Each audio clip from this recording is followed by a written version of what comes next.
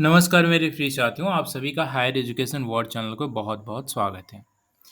प्रिय साथियों, आज एक बहुत महत्वपूर्ण मुद्दे को लेकर के आया हूँ और ये महत्वपूर्ण मुद्दा इसलिए है क्योंकि बिहार उच्च शिक्षा संबंधित अगर बात करें, बिहार असिस्टेंट प्रोफ़ेसर की नियुक्ति प्रक्रिया संबंधित बात करें, तो इस नियुक्ति प्रक्रिया को अगर हम ये कहें कि यह आधे से अधिक नियुक्ति प्रक्रिया का समापन हो चुका है, तो यह अतिशयोक्ति नहीं होगी। क्योंकि संख्यात्मक दृष्टि से लगभग 30 से 35 विषयों के साक्षात्कार होकर के रिज़ल्ट प्रकाशित किए जा चुके हैं। और ऐसे में कल-परसों में एक न्यूज़पेपर की कटिंग बहुत ज़्यादा हाइलाइटेड हो रही है, बहुत ज़्यादा वायरल हो रही है, जिसमें ये कहा जा रहा है कि विश्वविद्यालय सेवा आयोग की असिस्टेंट प्रोफ़ेसर नियुक्ति पर गहराया संकट। और इसमें देखिए सुप्रीम कोर्ट का हवाला दिया जा रहा है। इसमें लिखा गया है कि सुप्रीम कोर्ट के जस्टिस जेके माहेश्वरी एवं जस्टिस बिंदल ने राजेश कुमार चौधरी बनाम बिहार सरकार के मामले पर सुनवाई करते हुए कहा कि पूरी नियुक्ति प्रक्रिया सर्वोच्च न्यायालय के अंतिम निर्णय से प्रभावित होगी। तो ये सूचना कहीं न कहीं समस्त अभ्यर्थियों के माथे पर एक तनाव का कारण बन रही है। आखिर ये बने भी क्यों ना? क्योंकि ये असिस्टेंट प्रोफ़ेसर की नौकरी जो कि अगर हम हायर एजुकेशन की बात करें, उच्च शिक्षा की बात करें या फिर किसी भी पदेन नौकरी की बात करें, तो पदेन नौकरियों में सबसे बड़ी एक तरह से इसको हम नौकरी कहेंगे। क्योंकि सबसे ज़्यादा आप शिक्षा ग्रहण करते हैं, सबसे हायर लेवल की शिक्षा ग्रहण करते हैं, तब जाकर के ये नौकरी आप पाते हैं। बहुत सारे ऐसे इसमें लोग हैं जो कि अन्य जॉब छोड़ करके वहाँ से रेजिग्नेशन दे करके असिस्टेंट प्रोफ़ेसर जैसे सम्मानित पद को जॉइन किए हैं। हिंदी विषय की बात करें तो हिंदी विषय में तो मेरे जानने में कुछ ऐसे लोग हैं जिनको आसानी से नौकरी नहीं त्यागपत्र मिल रहा था, जैसे कुछ लोग एयर फ़ोर्स में थे। तो वो सुप्रीम कोर्ट में केस लड़ के अपनी नौकरी से त्यागपत्र उनको जाके मिला, तब जाकर के यहाँ पर असिस्टेंट प्रोफ़ेसर की नौकरी जॉइन किए हैं। और ऐसे में जब ऐसी सूचना आती है कि पूरी नियुक्ति प्रक्रिया ही से प्रभावित हो जाएगी, तो यह तो एक बहुत गहरा तनाव का कारण है, एक गहरा संकट हम इसे कहेंगे। तो इस ऑडियो, वीडियो जो भी कहिए, इसमें आप यही देखेंगे कि क्या है इसकी गहरी सच्चाई। देखिए, मैं यही कहूँगा कि इस वीडियो पर आप आखिर अंत तक बने रहिएगा, तभी आप सभी पहलू को समझ पाएँगे। अन्यथा आपके पास समय का अभाव है, तो आप अभी ही इस वीडियो को स्किप करके जा सकते हैं, छोड़ के जा सकते हैं। हम एक-एक पहलू को समझाने का प्रयास करेंगे कि इस नियुक्ति प्रक्रिया में यह मुद्दा जो है, वो कितना गहरा है और कितना बड़ा है और वास्तव में इसका क्या प्रभाव पड़ सकता है। इसके लिए आपको सबसे पहले समझना होगा, देखिए ये केस मूलतः किस लिए किया गया था। ये रोस्टर वैकेंसी को लेकर के, बैकलॉग वैकेंसी को लेकर के ये केस है, ठीक है? जो सुप्रीम कोर्ट में अभी केस चल रहा है। मतलब क्या है कि रिज़र्वेशन का अच्छे से फ़ॉलो नहीं किया गया है, जो सीटों का आवंटन ठीक ढंग से होना चाहिए था, वो सीटों का आवंटन अनियमित ढंग से हुआ है। तो इन सब चीज़ों को लेकर के केस था माननीय न्यायालय में। देखिए, इस अगर हम बैकलॉग की बात करें, मूल मुद्दा क्या है? बैकलॉग है। कुल मिलाकर के मूल मुद्दा क्या है? बैकलॉग। बैकलॉग अमूमन आप लोग क्या समझते हैं कि बैकलॉग उसे कहते हैं जो पूर्व की वैकेंसी में जो सीटें खाली रह गई, उसे कहा जाता है बैकलॉग। आंशिक तौर पर आप सही भी हैं, पूर्व की वैकेंसी में जो सीटें खाली रह गई, उसे ही बैकलॉग कहा जाता है। तो बहुत सारे अभ्यर्थी ऐसे होंगे जिनके मन में इस तरह की दुविधा होगी, या मैं देख भी रहा हूँ बहुत सारे लोग ऐसे आर्ग्यूमेंट दे रहे हैं कि जो पिछली वैकेंसी आई थी 2014 की वैकेंसी, उसमें तो सीट खाली ही नहीं थी मेरे विषय में। फिर मेरे विषय में कैसे बैकलॉग आ गया? क्योंकि मेरा विषय तो फुल अप था। जैसे पॉलिटिकल साइंस की बात करें या तो हिस्ट्री की बात करें, तो उन विषयों में पूरी सीट फुल हो गई थी। तो ऐसे में उनके विषय में कहाँ से बैकलॉग आ गया? तो तमाम तरह की दुविधाएँ हैं। तो चलिए हम उन्हीं सभी दुविधाओं को आपके समक्ष लेके आते हैं और आप आखिर तक समझ पाएँगे कि ये केस कितना इम्पैक्टफुल है, इसका क्या प्रभाव पड़ सकता है पूरी की पूरी नियुक्ति प्रक्रिया पे। तो चलिए हम देखते हैं पहले बैकलॉग। देखिए, बैकलॉग की शुरुआत होती R K Sabharwal versus state of Punjab, 1995 में ये मुकदमा चलता है। ठीक है? ये 1995 का मुकदमा है, ध्यान रखें। और इसी मुकदमा के बाद से आता है आपको बैकलॉग की कहानी। देखिए, यही उस केस का ये ऑर्डर है, आप देख सकते हैं 10 फरवरी 1995 को ये जजमेंट आता है। ठीक है? ये किसके संबंध में था? Are K Sabharwal and others, और रिस्पोंडेंट में कौन थे? State of Punjab and others. तो इसके तहत जो आर्ग्यूमेंट आता है, ये पूरा ऑर्डर आप पढ़ते हैं, तो इस ऑर्डर के सार में एक ये भी तत्व निकल के आता है कि बैकलॉग जो रिजर्वेशन की जो पॉलिसी होती है, उसमें एक बैकलॉग शब्द आता है। वो क्या? कि पूर्व की वैकेंसी में जो रिक्ति रह जाएंगी, उनको आप 3 बार तक कैरी करेंगे। 3 बार तक ट्रांसफ़र होगा, राइट? और चौथे बार भी अगर वो अनफ़िल रहता है, तो चौथे बार वो जनरल की सीट में तब्दील हो जाएगा और उसमें समान रूप से रिज़र्वेशन पॉलिसी अप्लाई होगी। मतलब कि 3 बार तक अगर वो अनफ़िल रहता है कोई भी सीट किसी भी रिज़र्व कैटेगरी में, तो तब जाकर के चौथे में समाहित होती है। ये कब आता है? 1995 में, और 1995 से ही लागू करना था बैकलॉग। बिहार में 1995 के बाद से अगर असिस्टेंट प्रोफेसर की नियुक्ति प्रक्रिया की बात कहें, तो सरकार का ये कहना है कि 1995 के बाद से हम आपको सरकार की भी दलीलें दिखाएँगे। बैकलॉग क्या है? आप इस वीडियो में देखेंगे सरकार का क्या पक्ष है, सरकार के बड़े आला अधिकारी क्या कह रहे हैं। हम उनकी भी रिकॉर्डिंग आपको आज सुनाएँगे कि सरकार के बड़े आला अधिकारी क्या कह रहे हैं। लेकिन उससे पहले आपको मेरी बातें समझना और सुनना ज़रूरी है, तभी आप सभी पहलू को ध्यान से और अच्छे से समझ पाएँगे।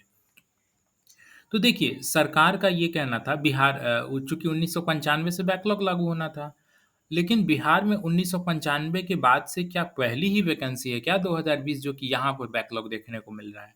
क्योंकि 2014 में जो असिस्टेंट प्रोफ़ेसर की वैकेंसी आई थी, वहाँ पे तो किसी प्रकार का बैकलॉग का सीन नहीं था। जी हाँ, आप बिल्कुल सही हैं। 2014 में किसी भी प्रकार का बैकलॉग सीन नहीं था। तो जब 1995 में आर.के. सब्रवाल का जजमेंट आता और उसके बाद से ही बैकलॉग लागू करना था, तो आखिर इतना डिले क्यों होता है? तो इसके लिए हम थोड़ा-सा चलते हैं पीछे। कहाँ पे चलते हैं? जो ऑर्डर आया रहता है सरकार का, जो माननीय संजीव प्रकाश शर्मा का जो ऑर्डर आया रहता है, उसमें भी देखिए यही आर.के. सब्रवाल केस का ज़िक्र है।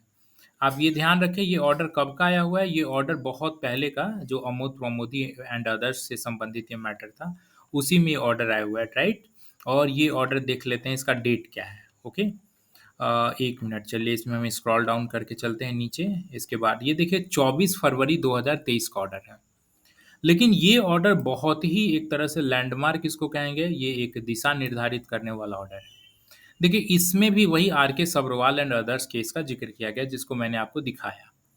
इसको ऑर्डर में पढ़ते हैं तो देखिए इसमें ये कह रहा है कि the state government passed A resolution on 20th मार्च 2014।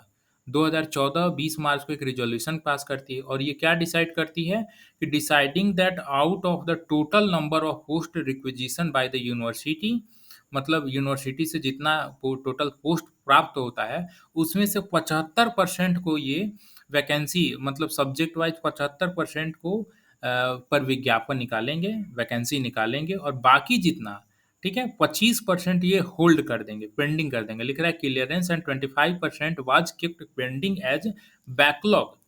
मतलब ये 25% सीट को ऐसे ही होल्ड करके रख दिए। क्यों होल्ड करके रख दिए? क्योंकि इनके पास बैकलॉग का भी कैलकुलेशन नहीं आया था और ये चाह रहे थे कि बैकलॉग का कैलकुलेशन अच्छे से आ जाए तब हम वैकेंसी निकाल लें। तो ये 2014 में वैकेंसी निकाल दिए रेगुलर वाली, लेकिन उसमें बैकलॉग को इन्होंने ऐड ही नहीं किया। जबकि आपके आर.के. सब्रवाल वाला जो आपने केस देखा, उसके तहत क्या था कि बैकलॉग आपको 1995 के बाद से जो वैकेंसी आती है, उसमें ले आना था। लेकिन 1995 के बाद से बिहार में पहली जो वैकेंसी आती है, वो आती है 2014 में। इसके पहले भी वैकेंसी आई थी 1992 में जो कि 1997 या 1996 में कंप्लीट होती है। लेकिन चूँकि वो 1992 में आ चुकी थी, ये आर.के. सब्रवाल के जजमेंट से पूर्व आ चुकी थी, इसलिए उस पर यह मैटर अप्लाई नहीं होता है। यानी कुल मिला के पहली वैकेंसी कब आती है? 2014 में। तो कायदे से देखा जाए तो 2014 में ही बैकलॉग अप्लाई होना था। लेकिन सरकार अप्लाई करने में विफल रहती है, इस वजह से करती क्या है कि बैकलॉग के नाम पे 25% सीट ये रिज़र्व करके रख लेती है और 75% पे ही वैकेंसी निकालती है, राइट?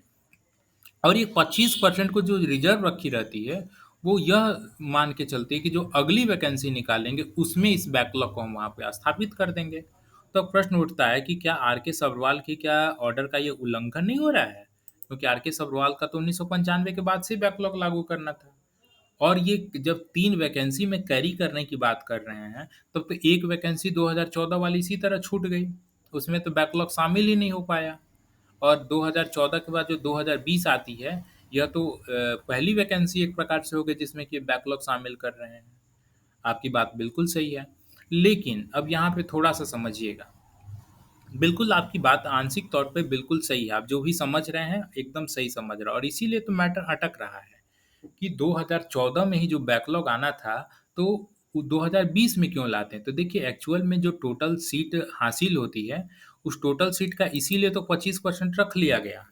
25% इसीलिए रख लिया गया, वो यह मान करके कि हाँ 2014 में भी ये बैकलॉग है, लेकिन इसको यहाँ पे लाया नहीं गया। तो ये देखिए गड़बड़ हो गया। इसकी शुरुआत देखिए गड़बड़ कहाँ से होना शुरू हुआ। इनको लाना था 2014 में बैकलॉग। ये जो 25% रिजर्व रख लिए हैं, वैकेंसी थोड़ा देर से ही लाते हैं, लेकिन उसी समय इनको लाना चाहिए था। लेकिन चलिए इन्होंने एक रिजोल्यूशन पास करके ऐसा किया, इसलिए ये क्षम्य है। ओके। इसके बाद 2020 में जब वैकेंसी लाते हैं तो उसमें ये बैकलॉग ले आते हैं। अब हम चलते हैं कि बैकलॉग का कैलकुलेशन सरकार कैसे करती है। क्या आप जो सोच रहे हैं कि पिछली रिक्तियों में, तो पिछली रिक्ति तो यहाँ पे है नहीं, क्योंकि 1995 के पहले का डेटा आखिर कैसे कलेक्ट करेंगे, क्या है इसकी कहानी। तो देखिए पहली बार जब सरकार बैकलॉग कैलकुलेशन करने चलती है, तो कैसे कैलकुलेट करते हैं ये सरकार ही बता रही है।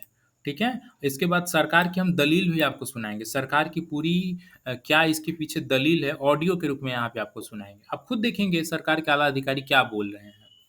पहले समझ लीजिए थोड़ा सा कि सरकार फिर बैकलॉग कैसे कैलकुलेट कर रही है, और कुल मिला के सुप्रीम कोर्ट में मसला फंस कहाँ पे रहा है। देखिए ये कैसे फिर बैकलॉग कैलकुलेट करते हैं। जो 25% सीटें इन्होंने वैकेंट रख दी थी, जो 2014 में अनफिल रह गया, जो 25%, तो उस पर कैसे इन्होंने बैकलॉग स्थापित किया। देखिए ये एग्जाम्पल इन्होंने बताया है। उदाहरण स्वरूप मगध विश्वविद्यालय के किसी विभाग में सहायक प्राध्यापक के पद पर नियुक्ति के लिए रोस्टर क्लियरेंस करना है, जिसकी स्वीकृत बल संख्या 77 है। अन्य सूचनाएं भी निम्न प्रकार हैं। ये उदाहरण एक कोर्ट को दे रहे हैं। ठीक है। ये जो भी आपके समक्ष ये चीज़ें चल रही हैं, ये माननीय न्यायालय को इन्होंने उदाहरण दिया है। क्या उदाहरण दिया है कि मान लीजिए किसी विश्वविद्यालय में किसी सब्जेक्ट में कुल स्वीकृत पद कितना है, 77 है, 77। ठीक है। इसके बाद आगे क्या कर रहे हैं कि इसमें कोटिवार कार्यरत बल कितना, मतलब वर्किंग अभी ग्राउंड लेवल पे कितने लोग कार्य कर रहे हैं, तो 37 लोग कार्य कर रहे हैं। मतलब 77 में से 77 कुल स्वीकृत पद हो गया और 37 लोग कार्य कर रहे हैं। इसमें गैर आरक्षित वर्ग कितने हैं, 23 हैं। गैर आरक्षित वर्ग मतलब जनरल कैटेगरी, अनरिजर्व कैटेगरी। और अत्यंत पिछड़ा वर्ग इसमें कितने हैं, तो अत्यंत पिछड़ा वर्ग देखिए यहाँ पे दिया हुआ है 5, और पिछड़ा वर्ग दिया हुआ है 9। बाकी इसमें देखिए SC ST इन सब कास्ट का कहीं जिक्र ही नहीं है। ठीक है। क्यों नहीं जिक्र है, इसको थोड़ा सा आगे समझते हैं। आप पहले देखिए इसमें 77 कुल सैंक्शन पद हैं, 37 जो कि कार्य कर रहे हैं। ये सरकार की दलील, यानी टोटल कितना वैकेंसी है, 40 वैकेंसी है। चूंकि 37 ऑलरेडी वर्क पे हैं और 40 वैकेंसी होती है, तो यह नियमतः एक तरह से कितना वैकेंसी अनफिल है, 40 है। यानी वैकेंसी कितने पे निकलेगी, 40 पे निकलेगी। तो अब आप कहेंगे कि क्या 40 पे जो सिंपल रिजर्वेशन का फॉर्मूला अप्लाई होता है वो अप्लाई हो जाएगा, नहीं। अब यहाँ पे अप्लाई सिंपल फार्मूला नहीं होगा। क्यों? क्योंकि 1995 में सुप्रीम कोर्ट के जो आदेश आता है, आर के सब्रवाल जजमेंट, उसके अनुसार बैकलॉग ले आना था। तो अब ये बैकलॉग ले आने के लिए कैसे कैलकुलेशन करेंगे। तो देखिए ये करते क्या हैं कि आपने यहाँ पे जो ऑलरेडी कार्यरत हैं उसमें अनरिजर्व कुल कितने हैं, 23 हैं। आपको मालूम है कि अनरिजर्व 50% सीटों का होता है। अगर टोटल 100% सीटें मान के चल रहे हैं, तो उसमें 50% अनरिजर्व होते हैं, 50% रिजर्व होते हैं। तो ये 23 कितने हैं, गैर आरक्षित वर्ग यानी अनरिजर्व। तो इसको अगर 50% मान लिया जाता है, तो इसका 100% कितना होगा, 23 गुणे 2। ठीक है। तो आपको जो अत्यंत पिछड़ी जाति को मिलेगा या फिर SC को मिलेगा, ST को मिलेगा, कितने को मिलेगा, 23 गुणे 2 पे ही मिलेगा। यानी अगर आरक्षित वर्ग के 23 लोग हैं, गैर आरक्षित वर्ग के यानी जनरल कैटेगरी के 23 लोग हैं, तो फिर 16% किसका होता है, अनुसूचित जाति यानी शेड्यूल ट्राइब, शेड्यूल कास्ट का होता है, SC का होता है। तो देखिए यही अब बैकलॉग कैलकुलेशन कैसे किया जाएगा, अब उसकी देखिए गणना कैसे कर रहे हैं। अनरिजर्व 23 पद हो गया। ठीक है। इसका 2 करते हैं, यानी इसको 100% बनाते हैं, 23 गुणे 2 यानी 100%। इसका कितना होता है, 16% SC को, तो 16% कितना होगा, 7.36, यानी टोटल कितने पद होंगे, 7 पद। और आपने देखा कि SC में कार्यरत 0 थे, यानी बैकलॉग कितना हो गया, SC में 7 हो गया। यानी 7 सीट जो है यहाँ पे SC भी कार्य करते हुए देखे जाने चाहिए थे। ठीक है। लेकिन यहाँ पे SC नहीं है, रेस्पेक्टिव टू अनरिजर्व कैटेगरी। तो 7 सीटें यहाँ पे SC कैटेगरी के बैकलॉग हो गई। अब इसी तरह अनुसूचित जाति में 23 गुणे 2, 23 गुणे 2 क्यों, मैं बार बार कह रहा हूँ, 23 अनरिजर्व कैटेगरी है, इसका दुगना हो जाएगा 100%, और 100% पे रिजर्वेशन अप्लाई होता है। तो 23 गुणे 2 का 1%, ये किसके लिए? एसटी जाति के लिए, शेड्यूल ट्राइब, जो कि आता है 0.46, जो कि एक सीट निकल के आता है। कार्यरत 0 यानी एक सीट बैकलॉग हो गया। अब अत्यंत पिछड़ी जाति 23 गुणे 2, इसका 18% कितना होता है? 8.28। टोटल कितना हो गया? 8। कार्यरत बल कितने हैं? 5। जैसे कि आपको एग्जाम्पल में यहाँ बताया गया ना कि अत्यंत पिछड़ा वर्ग, इसमें कितने? 5 लोग देखिए कार्य कर रहे हैं। तो ये 5 लोग जो कार्य कर रहे हैं, राइट, ऑलरेडी 5 लोग पहले से कार्यरत हैं, तो बैकलॉग कितना हो गया? 3। यानी 3 और यहाँ पर होने चाहिए थे, रेस्पेक्टिव टू अनरिजर्व कैटेगरी। ठीक है, क्योंकि उसी से तुलना की जाती है। 50% वो हो गया, बाकी के 50 में रिजर्व कैटेगरी। तो 3 सीट देखिए बैकलॉग हो गए अत्यंत पिछड़ी जाति में। अब यहाँ पे देखिए पिछड़ा जाति, पिछड़ा वर्ग, इसमें क्या होता है? 23 गुणे 2 गुणे 12%, पिछड़ा जाति को 12% मिलता है। तो 12% कितना हो जाएगा? 5.62, यानी लगभग 6 सीट। ओके। और यहाँ पे कार्यरत कितने हैं? 9। देखिए एग्जाम्पल में ऑलरेडी बताया गया, पिछड़ा वर्ग में कितने कार्य कर रहे हैं? 9। आप देख रहे हैं ना, यहाँ पे 9 कार्य कर रहे हैं। और होना कितना चाहिए था? 6 होना चाहिए था, यानी 3 एक्स्ट्रा कार्य कर रहे हैं, यानी -3 हो जाएगा। यानी यहाँ बैकलॉग नहीं, यहाँ पे -3 बैकलॉग है। आप समझ रहे हैं क्यों -3 है? क्योंकि ऑलरेडी होने चाहिए थे 6 और कार्य कर रहे हैं 9।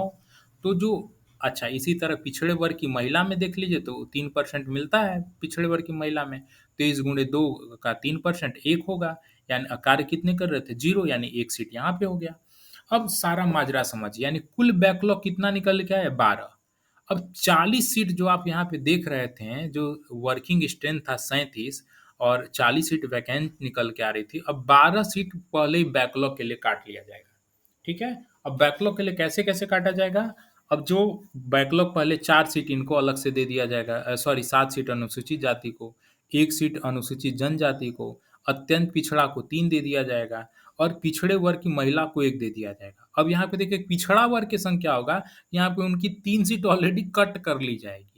ठीक है, यानी जो 28 सीट यहाँ पे देख रहे हैं, उस 28 में जितना बीसी कैटेगरी को रिजर्वेशन बनेगा, उसमें से 3 सीट पहले ही काट ली जाएगी। क्यों काट ली जाएगी? कि भाई आप पहले से ही 3 सीट वहाँ पे ऑलरेडी अधिक काम कर रहे हैं। तो यहाँ पे 3 सीट इनकी कट कर ली जाएगी इस 28 में, और उस 28 में देखिए अब अलग से रिजर्वेशन एस्टेब्लिश किया जाएगा। ठीक है? तो इस तरह से जा करके कुल बैकलॉग का कैलकुलेशन होता है। आप समझ पाए? अगर, अच्छा, अब थोड़ा-सा आपको और आसान भाषा में समझाते हैं। तो यहाँ पे देखिए 3 बार कैसे कैरी किया जाता है? 3 बार सपोज़ दैट मान लीजिए कि यहाँ पे हमारी जो अभी-अभी मैंने कैलकुलेशन आपको दिखाया, उस कैलकुलेशन को सारा एस्टेब्लिश करने के बाद हमारे पास 5 सीटें मान के चलिए बैकलॉग निकल के आती हैं। ये 5 बैकलॉग किसमें है? ये रिजर्व कैटेगरी में मान लीजिए। ये जो 5 आप यहाँ पे देख रहे हैं, इसको आप रिजर्व कैटेगरी में मान लीजिए। इसको मान लीजिए कि इस 5 में एससी, एसटी, बीसी, बीसी जो भी हैं, और 10 सीट ये देखिए रेगुलर है। और ये टोटल वैकेंसी कितने के लिए निकलती है? मान लीजिए 15 सीट के लिए वैकेंसी निकलती है। अब इस 15 में से मान के चलिए कि 13 लोगों का चयन हो जाता है, 2 सीट खाली रह जाती है। अब 2 सीट जो खाली रह जाती है, सपोज़ दैट वो 2 सीट किसमें खाली रह जाती है? वो रिजर्व कैटेगरी में ही खाली रह जाती है। तो 2 सीट यहाँ पे देखिए अगले वैकेंसी में फिर से कैरी होगा, और वो 2 सीट जो कैरी होगा वो बैकलॉग के रूप में होगा। अब नेक्स्ट वैकेंसी में भी मान लीजिए कि 10 सीट ही रहती है खाली। तो 10 प्लस 2, अब मान लीजिए यहाँ पे 12 में यहाँ पे 3 सीट खाली रह जाती है रिजर्व कैटेगरी में नेक्स्ट वैकेंसी के लिए, तब 3 सीट फिर से वो बैकलॉग में कैरी होगा, राइट? 3 सीट फिर से बैकलॉग में कैरी होगा, और मान के चलिए यहाँ भी 10 सीट न्यूली वैकेंट है, तो 10 3 13। अब 13 में से मान लीजिए अगले वर्ष में फिर से एक ठो रिजर्व कैटेगरी के लिए खाली रह जाती है, तब वो एक सीट बैकलॉग नहीं माना जाएगा। अब वो एक सीट अब नेचुरल वैकेंसी जो बचती है उसमें समाहित हो जाएगा, और इस पे पूरी तरह से रिजर्वेशन अप्लाई होगा। अब यहाँ पे बात होती है कि ये वाली जो वैकेंसी, ये क्या पहली बार बैकलॉग कैरी किया जा रहा है या दूसरी बैकलॉग इसको मानेंगे? देखिए वास्तव में इसको सरकार दूसरा बैकलॉग मान के चल रही है। वो कह रही है, मैं नहीं कह रहा हूँ, ये सरकार ही कह रही है। मैं अभी आपको सरकार की आवाज़ सुनाता हूँ। सरकार इसको दूसरा बैकलॉग मान के चल रही है, दूसरे जो 2020 में। क्यों? क्योंकि वो कह रही है कि 2014 में तो हम 25% रिजर्व रख लिए थे, जो कि आपने ऑर्डर में देखा। 25% ये कह रहे हैं कि 2014 में तो मैंने रिजर्व रख लिया था। तो वहाँ पे ही एक तरह से बैकलॉग हो गया। ये अलग बात है कि उसको उसमें ऐड नहीं किया। तो देखिए यही सब थोड़ा, जो ये कह रहे हैं कि हमने रिजर्व रख लिया था। अरे भाई आपने रिजर्व रखा, लेकिन वहाँ पे तो वैकेंसी आपने एडवर्टाइज़ नहीं किया। तो इसको रिजर्व रख के एडवर्टाइज नहीं किया, तो इसको आप पहली बार कैसे मान के चल रहे हैं कि ये पहला आपने ट्रांजेक्शन वहाँ 2014 में दे दिया? अच्छा, 2020 को ये दूसरा ट्रांजेक्शन मान रहे हैं, ठीक है? सरकार 2020 को दूसरा ट्रांजेक्शन मान रही है, और दूसरे ट्रांजेक्शन में भी जिस-जिस कैटेगरी में सीट खाली हुई है, उसको ये ना मान के चलिए कि अगली वैकेंसी जो आएगी, तो वो फ्रेश सीट के रूप में काउंट होगा। नहीं, अगली वैकेंसी में उस सरकार उसको फिर से बैकलॉग में ढोएगी, अगर यही सब नियम रहा तो।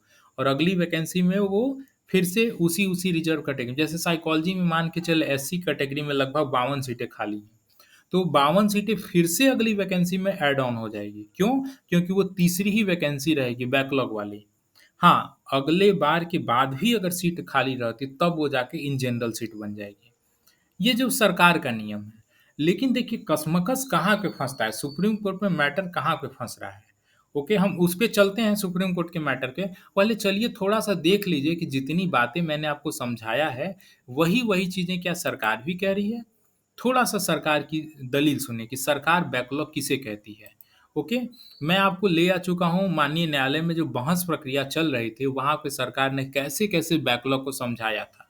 जो-जो मैं आपको बताया हूँ, वही सरकार ने भी समझा है। अब थोड़ा-सा सरकार को सुन लीजिए, इसके बाद फिर हम आगे चलते हैं सुप्रीम कोर्ट की ओर कि आखिरकार सुप्रीम कोर्ट में मैटर फँस कहाँ रहा है? किस मुद्दे को लेकर के सुप्रीम कोर्ट में मैटर उलझा हुआ है? चलिए थोड़ा-सा सरकार की दलील सुन लीजिए। बताइए, आप बताइए। और mister Mishra, are you going to? हाँ, बता रहे हैं। यही बताइए, चलिए दीजिए।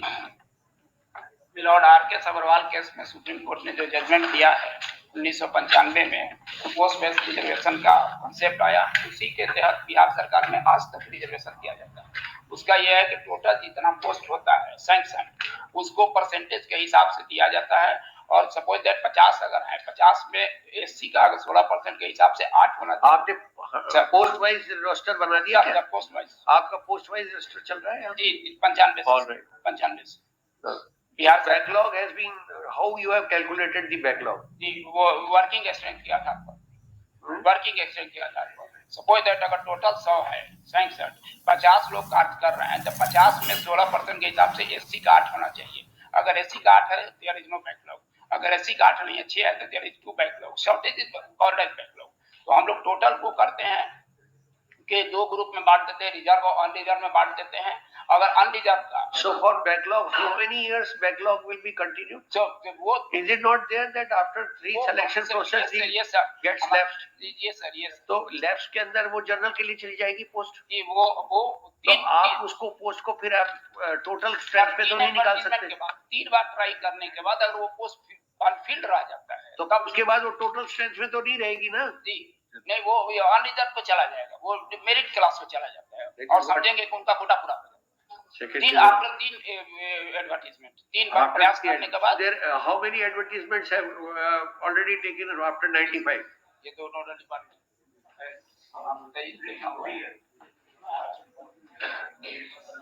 हम जाने लोग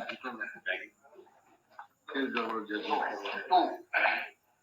2 advertisements have been published after 1999, 2004 and 2014 and this present one is the third one.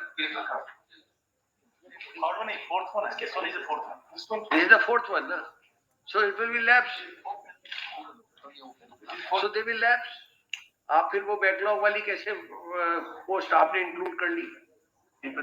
My lord, in fact, 3 अगर they have taken 90. एक मिनट जरा समझ दीजिए। What he is trying to say is correct.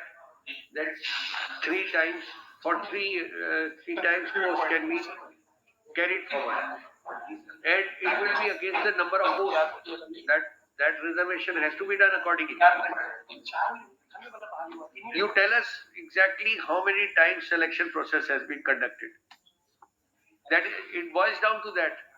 If it is the third one. Milord, ये तो अभी जो चल रहा है 2020 का बैकलॉग का, ये सेकंड है। सेकंड क्या है? सेकंड ट्रांजैक्शन है। सिलेक्शन प्रोसेस कब से स्टार्ट हुआ? 95 के बाद। 95 के बाद 92 में जो एक बार पहली बार आया, उसका कंप्लीट हुआ 96 में। उसके बाद एक आया 2003 में, एडवर्टीजमेंट 98 में एडवर्टाइजमेंट नहीं हुआ। ये नहीं, वो उसी के बैकलॉग का, उसका बैकलॉग नहीं है ये, उस वक्त क्लियर था। ये बैकलॉग है जब 2003 के बाद का। You please tell us first give me the recruitments held, then we will come to this aspect. कब हुआ है, पहले तो recruitments कब हुए ये बताइए। एडवर्टीजमेंट कब हुआ है? For that purpose, my lord, give some time. It is bring on the supplementary affidavit. हाँ, रिकॉर्ड पे लेंगे, सब चीज रिकॉर्ड पे लेंगे। आखिर 2014 का कितना बैकलॉग था, उससे पहले कब एग्जाम हुआ, उसका कितना Let see, the concept is very simple. my lord. If there has been some backlog My lord. which could not be some selection which could not be done My lord. of the reserved category in the first recruitment, My lord. they will carry forward in second recruitment. My lord. And even if in second recruitment they could not be filled, they will carry forward to the third recruitment. Third. All right. So that will be of the first, second, and third. My lord. So what happens? Say suppose in first 5 posts remain vacant. They will be added to the reserved category, reserved post of the next recruitment. Say in the next recruitment there are another 5 posts. So there will be 10 posts of reserved category. My lord. Out of those 10, suppose 7 are filled, then 3 remain. They will go in the third category, third recruitment. My lord. And third recruitment, if those, say another 8 are added and they become 11, and out of 11, again only 5 are recruited, then 6 of them will go forward. My lord. But if 3 recruitments are already over, then they will lapse. Then it will not be counted in the total number of posts. जो आप शुरू में बात कर रहे थे, वो हम शुरू का फर्स्ट रिक्रूटमेंट में देखते हैं और फिर दूसरे रिक्रूटमेंट में भी देखते हैं, थर्ड रिक्रूटमेंट में।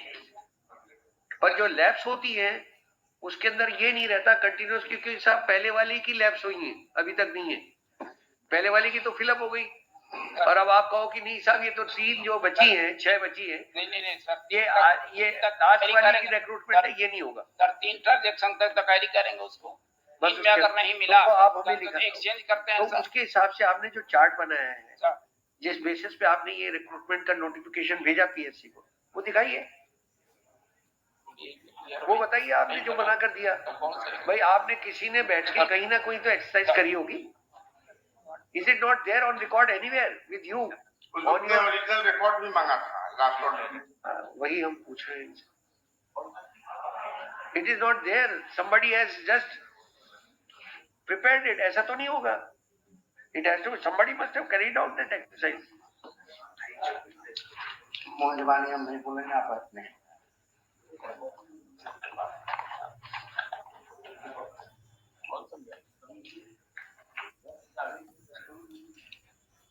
चलिए, तो आप देख रहे हैं जैसे कि यहाँ पे जज साहब भी पूछ रहे हैं कि आप लोग के पास होना चाहिए सभी चीज़ फ्रेश एक्सरसाइज किया हुआ, लेकिन देख रहे हैं यहाँ पे अजीब सी दुविधा की स्थिति बनी हुई है।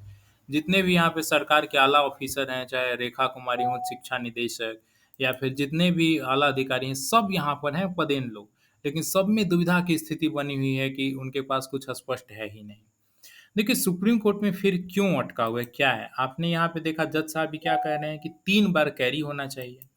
देखिए मैंने भी आपको अभी थोड़ी देर पहले बताया कि 2 वैकेंसी आई, एक 2014 में बताया, एक 2020 में बताया। लेकिन यहाँ पे देखें कि जो ऑफिसर थे जो सरकार की तरफ से, उन्होंने धीरे से 2003 का भी ज़िक्र किया। तो देखिए वास्तविकता तो ये है कि अभी भी मुझे थोड़ा डाउट है कि वास्तव में ये 2020 की वैकेंसी है, ये तीसरी वैकेंसी है या दूसरी वैकेंसी है बैकलॉग के बाद।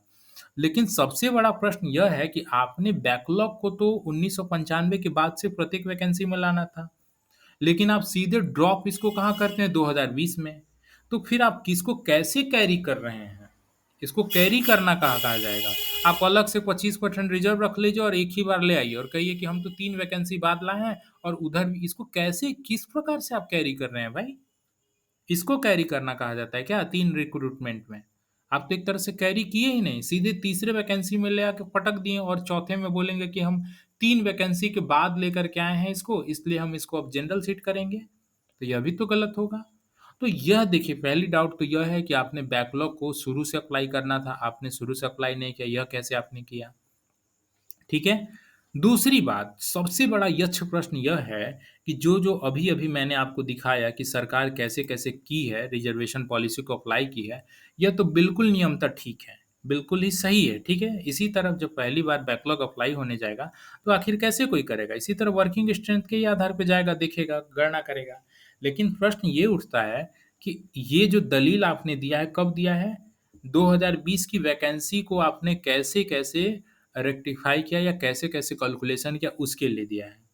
फिर आप रोस्टर रिवाइज़ करके लाते हैं 2023 में। तो आखिर 2023 में भी उसी नियम से आप बैकलॉग का रिज़र्वेशन पॉलिसी अप्लाई करते हैं और 2020 में भी उसी नियम के अनुसार रिज़र्वेशन पॉलिसी अप्लाई करते हैं। तो 2020 और 2023 के बीच में सीटों का अंतर क्यों है? 2020 में जो सीटें थी अब 2023 में आके उन कैटेगरी में कई कई में तो सीटें ही गायब हो गई हैं। एक एग्जाम्पल के लिए ऑर्थोपेडिकली हैंडीकैप्ड का देखिए तो पूरी की पूरी वैकेंसी से ऑर्थोपेडिकली हैंडीकैप्ड गायब हो गया है, 1-2 विषय को अगर छोड़ दिया जाए तो। तो ऐसा क्या हो गया आपने ऑर्थोपेडिकली हैंडीकैप्ड को गायब कर दिया? उसके लिए आपने कैसे क्या किया? ठीक है? और भी बहुत सारी कैटेगरी में जो पहले एससी में मान लीजिए अगर 50 सीटें थी तो अब 40 सीटें हैं। बीसी में अगर किसी में 10 सीटें थी तो आज 20 सीटें हैं, राइट? कई विषयों में अगर बीसी में 15 सीटें थी तो आज वहाँ पे सीधे 25 सीटें हो गई हैं और किसी-किसी में जनरल में घट गई हैं, किसी जनरल कैटेगरी में बढ़ गई हैं, किसी बीसी में घट गई हैं, बीसी में बढ़ गई हैं, एससी में घटी हैं तो कहीं बढ़ी हैं। मतलब पूरा ही 23 में जो रोस्टर रिवाइज़ किया गया, उसमें पूरा ही बेतरतीब ढंग से उसमें चेंजेज़ आ गया। तो जब सरकार 2020 में भी यही फ़ॉर्मूला अप्लाई करके रिज़र्वेशन एस्टेब्लिश करती है, इसी फ़ॉर्मूला के तहत बैकलॉग एस्टेब्लिश करती है और 2023 में भी यही फ़ॉर्मूला अप्लाई करती है, तो सीटों में अनियमितता क्यों है? यह चीज़ किसी को नहीं पता। इत्तेफ़ाक से एलपीए वाला जो ऑर्डर आता है, उसमें भी इन बातों का कहीं कोई ज़िक्र नहीं है। इसीलिए तो अभ्यर्थी सुप्रीम कोर्ट गए हैं। एक चीज़ और मैं आपको स्पष्ट कर देना चाहता हूँ। देखिए, यही सुप्रीम कोर्ट का ऑर्डर है। इसमें जो केस है, ये कोई अलग से नया फ्रेश केस सुप्रीम कोर्ट में नहीं किया गया है। ये देखिए एलपीए नंबर जो है ना, यहाँ पे आप देख पा रहे हैं एलपीए नंबर 1007 18/4/2024 का है। LPA number 890/2023 passed by the high court of judiciary at Patna. जो पटना में जो केसेस चल रहे थे, वही सारे केसेस हैं जो कि ये लोग आगे कैरी करके सुप्रीम कोर्ट लेकर के आए हैं। ठीक है?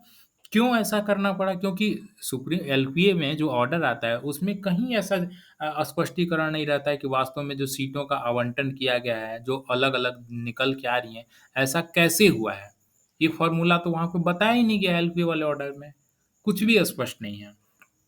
इस वजह से कोर्ट में आते हैं, सुप्रीम कोर्ट, माननीय न्यायालय में। तो ये चीज़ स्थिति है, तो आप समझ गए कि किन-किन चीज़ों को लेकर के सुप्रीम कोर्ट में दुविधा है। पहली बात तो ये कि अगर आपको 3 बार कैरी करना था, तो आप एक ही बार 2020 में इसको कैसे ड्रॉप करते हैं? ऐसा थोड़ी ना चलता है कि आप 25% रिज़र्व रख लिए और उसके बाद 1 वैकेंसी, 2 वैकेंसी इसी तरह बिना बैकलॉग का ही ले आ देते हैं और तीसरे बार में सीधे ले आके बैकलॉग ड्रॉप कर देते हैं और बोलते हैं कि हाँ, ये पिछले की जितनी वैकेंसी है वो और प्लस ये, इस तरह से हम बैकलॉग मतलब ये तो अजीब हास्यास्पद है। आप सीधे तीसरे बार में ड्रॉप करिए। आप समझ रहे हैं मेरी बातें? जैसे सपोज़ दैट पहली वैकेंसी में 5 बैकलॉग है जो आप देख रहे हैं, अब इसको यहाँ पहली वैकेंसी में ना ले आके यहाँ पे सीधे तीसरी वाले में ले आइए। और तीसरी वाले में ले आके कहिए कि हाँ, ये पिछली 2 रिक्तियों और यहाँ की रिक्तियों, इस तरह से कुल मिला के 3 रिक्ति हो गई। अब बाकी जो बचेगा उसको हम जनरल कैटेगरी में डाल देंगे। तो ऐसे थोड़ी ना होता, आपको तो तीनों में रन करना था, तो आपने तीनों में रन नहीं किया। ये सदा ही ये देखिए बिहार गवर्नमेंट की सदा ही लेट लतीफ़ी रही है। अगर हम अभी थोड़ा-सा पीएचडी की बात करें तो पीएचडी में 5 पॉइंट सर्टिफिकेट बार-बार सुन रहे होंगे। ये 5 पॉइंट सर्टिफिकेट किनके लिए था? जुलाई 2009 से पहले जिन्होंने पीएचडी किया है उनके लिए था, ठीक है? क्योंकि वो रेगुलेशन 2009 को फ़ुल अप कर नहीं रहे थे, तो उनके लिए स्पेशल केस लाया गया कि आप 5 पॉइंट के आधार पे अगर आप पीएचडी अपनी डिग्री अवार्ड करा लेते हैं बाद में चल के, तो आपको भी रेगुलेशन 9 के इक्विवेलेंट समझा जाएगा। लेकिन ज रेगुलेशन 9 कब इम्प्लीमेंट करना था पीएचडी को? वो 2 जुलाई 2009 में करना था और बिहार गवर्नमेंट कब अप्लाई करती है? बिहार गवर्नमेंट अप्लाई करती है 2014 में, 2013 में, 2012 में। इसकी वजह से 2009 से लेकर के 2012 या फिर 2013 या 2014 या कहीं-कहीं 2017 तक के बीच के जो पीएचडी किए हुए अभ्यर्थी हैं, वो देश में उनकी पीएचडी अब कहीं मान्य नहीं है। कहीं भी मान्य नहीं है बेचारे। वैसे लोग जो जुलाई 2009 से लेकर के 2012 या 2013 या 2014 के बीच में पीएचडी किए हैं, बिहार के विश्वविद्यालयों से। चूँकि वो ना रेगुलेशन 9 के अंतर्गत आएँगे, ना रेगुलेशन 16 के अंतर्गत आएँगे। वो 5 पॉइंट सर्टिफिकेट 2009 के पहले वालों के लिए था। 2009 के बाद वाले के लिए तो टोटल 12 पॉइंट जो हैं या 11 पॉइंट 11 पॉइंट सर्टिफिकेट वो है। 5 पॉइंट उनके लिए है नहीं। तो वो तो बेचारे कहीं सुयोग्य अभ्यर्थी नहीं माने जाएँगे, बिहार को छोड़ कर के। चूँकि ये गलती बिहार है इसलिए अपने लिए स्पेशल प्रोविज़न इन्होंने निकाल दिया, कि नहीं हम आपको मान लेंगे 5.1 के आधार पे। ठीक वही चीज़ आप यहाँ पे देख रहे हैं, बैकलॉग वाले केस में। यहाँ पे अप्लाई पहली वैकेंसी से करना था और ये अप्लाई कहाँ कर रहे हैं 2020 में कर रहे हैं। तो सुप्रीम कोर्ट में एक तो ये हर्डल है, ठीक है? एक ये व्यवधान है जिससे कि सरकार कहीं न कहीं खतरे में है। और दूसरा आपने खतरा क्या देखा? दूसरा खतरा ये देखा कि बैकलॉग 2020 में भी आपने उसी पॉलिसी से अप्लाई किया है, उसी ढंग से कैलकुलेट किया है और 2023 में भी उसी ढंग से कैलकुलेट किया है, तो सीटों में अंतर क्यों आ रहा है? तो यही 2 प्रश्नों का जवाब मूलतः सरकार से माँगा गया है। ये देखिए ऑर्डर किस दिन का है सुप्रीम कोर्ट का, ये देखिए 2/8/2024 का है। आप देख पा रहे हैं ऊपर में ही लिखा हुआ है supreme court of India record of proceeding, ठीक है? रिकॉर्ड ऑफ प्रोसीडिंग ये सुप्रीम कोर्ट ऑफ इंडिया का है, माननीय उच्चतम न्यायालय, इससे तो ऊपर कुछ है नहीं। तो देखिए 2/8/2024 का, ओके? इसमें वैसे अभी क्या इसका इम्पैक्ट तत्काल में देखने को मिलेगा? तो नहीं, अभी तत्काल में आपको देखने को नहीं मिलेगा, क्योंकि अभी तो ये नोटिस ही भेजा जा रहा है। इसमें देखिए कहा क्या जा रहा है कि ऑफिस रिपोर्ट डेटेड 1/8/2024 मतलब 1/8/2024 के अनुसार जो ऑफिस रिपोर्ट है, वो ये इंडिकेट करता है कि notice could not be issued in the matter since square copies were not filed, ठीक है? मतलब ये कह रहा है कि अभी तक नोटिस नहीं भेजी जा सकी है, जो भी इस मैटर से संबंधित है, अभी तक समस्त रिस्पोंडेंट को नोटिस भेजी ही नहीं है। रिस्पोंडेंट मतलब सरकार से जवाब जो माँगा गया है कि आप ये चीज़ दीजिए, सरकार के विभिन्न-विभिन्न विभागों को, चाहे आयोग को भेजना हो, चाहे शिक्षा विभाग को भेजना हो, अभी नोटिस ही नहीं इश्यू किया जा सका। तो ये देखिए नोटिस ही इश्यू करने के लिए अभी ये सब डेट वगैरह दिया गया है। ओके और ये लास्ट टाइम देखिए यहाँ पे आप स्पष्ट रूप से देख पा रहे हैं, ये रीलिस्ट द मैटर आफ्टर 8 वीक्स मतलब 8 वीक तक तो ये नोटिस वगैरह ही भेजने की बात कही जा रही है। यानी ये नेक्स्ट मैटर कब लिस्टेड आपको देखने को मिलेगा? संभवतः अक्टूबर के शायद फर्स्ट वीक में देखने को मिले तो मिले, ठीक है? यानी ये सुप्रीम कोर्ट में फिर से ये केस अक्टूबर के फर्स्ट वीक में आपको देखने को मिल सकता है।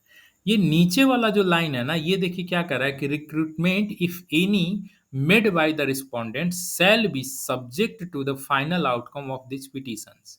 ये ही लाइन देखिए क्रूशियल है। ये कह रहा है कि पूरी रिक्रूटमेंट जो है ना, ये देखिए पूरे रिक्रूटमेंट के लिए कह रहा है। ये नहीं है कि जो रिमेनिंग है उनके लिए कह रहा है। ये पूरे रिक्रूटमेंट पर ही इसका इफेक्ट पड़ेगा। ये यही चीज़ कह रहा है कि subject to the final outcome of this petitions मतलब जो फाइनल आउटकम आएगा वो पूरे नियुक्ति प्रक्रिया रिक्रूटमेंट पर ही इसका असर पड़ेगा।